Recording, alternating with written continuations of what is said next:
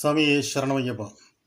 എരുമേലി പേട്ടതുള്ളലിന് മകരവിളക്ക് ദർശനത്തിനുമായി അമ്പലപ്പുഴ സംഘത്തിൻ്റെ ശബരിമല തീർത്ഥാടനം തുടങ്ങി.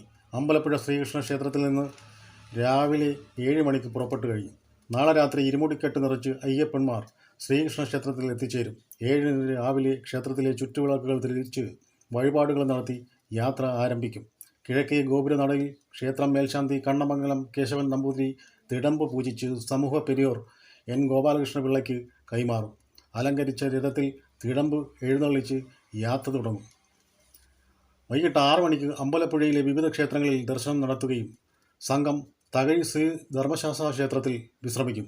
8 രാവിലെ ശ്രീബലിക്ക് ശേഷം യാത്ര തുടങ്ങി വൈകിട്ട് കവിയൂർ ക്ഷേത്രത്തിൽ വിശ്രമിക്കും. 9 വൈകിട്ട് മണിമലക്കാവ് ക്ഷേത്രത്തിൽ എത്തും. 10 മണിമലക്കാവിലെ ആഴിപൂജയ്ക്ക് ശേഷം 11 എരുമേലിയിലെത്തും. 12 എരുമേലി പേട്ടതുള്ളൽ. രാവിലെ എരുമേലി ചെറിയമ്പലത്തിലേക്ക് നീങ്ങി പേട്ടതുള്ളാനുള്ള തയ്യാറെടുപ്പുകൾ ആരംഭിക്കും. ഉച്ചയ്ക്ക് അമ്പലപ്പുഴ പാർത്ഥസാരഥി സാന്നിധ്യമറിച്ച് മാനത്ത് കൃഷ്ണപ്പരന്ത് പറക്കുന്നതോടെ വലിയമ്പലത്തിൽ പൂജ ചെയ്ത തിടമ്പുകൾ ആനപ്പുറത്തേറ്റി വാദ്യമേളങ്ങളുടെ അകമ്പടിയോടെ പേട്ടതുള്ളൽ ആരംഭിക്കും. തുടർന്ന് ബാബരി പള്ളിയിൽ സ്വീകരണം ഏറ്റുവാങ്ങി വലിയമ്പലത്തിലേക്ക് യാത്രയാകും. ക്ഷേത്ര പ്രദർശനം നടത്തി നമസ്കാരം ചെയ്യുന്നതോടെ പേട്ടതുള്ളലിന് സമാപനമാകും. രാത്രി എരുമേലി ക്ഷേത്രത്തിലെ ആഴിപൂജയ്ക്ക് ശേഷം സംഘം പമ്പയിലേക്ക് നീങ്ങുകയും 14 പമ്പ സദ്യ നടത്തി മല കയറുകയും ചെയ്യും. മകരവിളക്ക് ദിവസമായ 15 അമ്പലപ്പുഴ സംഘത്തിൻ്റെ നെയ്യഭിഷേകവും അത്താഴപൂജയും മഹാനിവേദ്യവും ഉണ്ടായിരിക്കും. അയ്യപ്പന്മാർ ഇരുമുടിക്കെട്ടിൽ കരുതുന്ന കാരയെള്ള്, ശർക്കര, നെയ്യ്, തേൻ, കൽക്കണ്ടം, മുന്തിരി എന്നിവ ഉപയോഗിച്ചാണ് മഹാനിവേദ്യത്തിനുള്ള എള്ളുപായസം ഒരുക്കുക.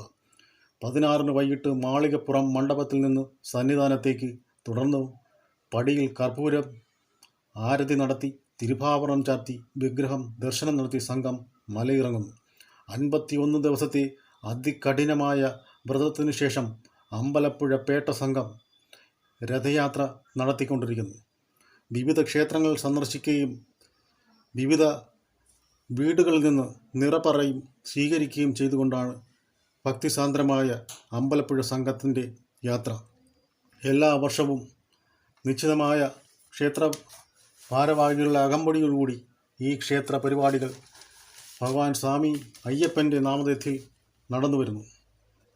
എരുമേലി പേട്ടതുള്ളലിനും ശബരിമല തീർത്ഥാടനത്തിനുമായി അമ്പലപ്പുഴ സംഘം കരപ്പെരിയോരന്മാരുടെ നേതൃത്വത്തിൽ ഈ യാത്ര തിരിക്കുമ്പോൾ 100 കണക്കിന് 1000 ഭക്തജനങ്ങളാണ് റോഡിന് ഇരുവശവും പറനിവേദ്യത്തിനും തൊഴുവാനും ഭഗവാനെ തൊഴുവാനും വേണ്ടി കാത്തിരിക്കുന്നത്.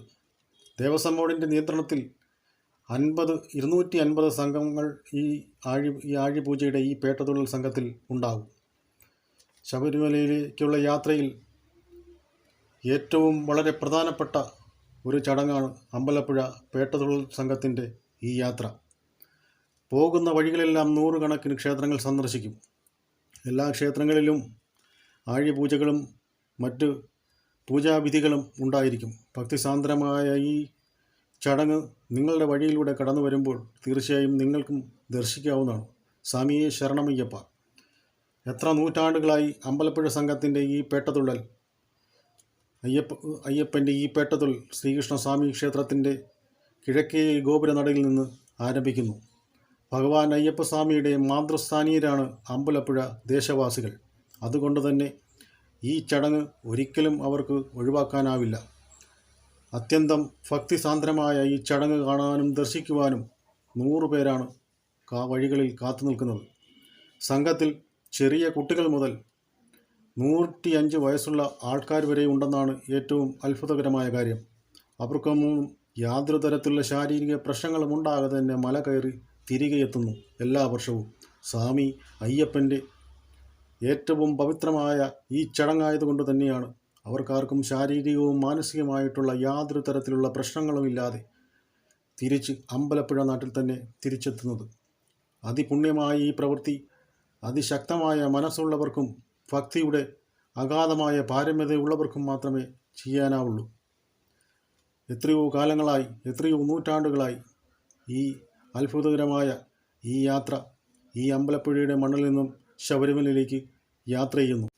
എല്ലാത്തിനും സാക്ഷിയായി കൃഷ്ണപ്പരന്തും കാത്തിരിക്കുന്നു. സ്വാമിയെ ശരണം.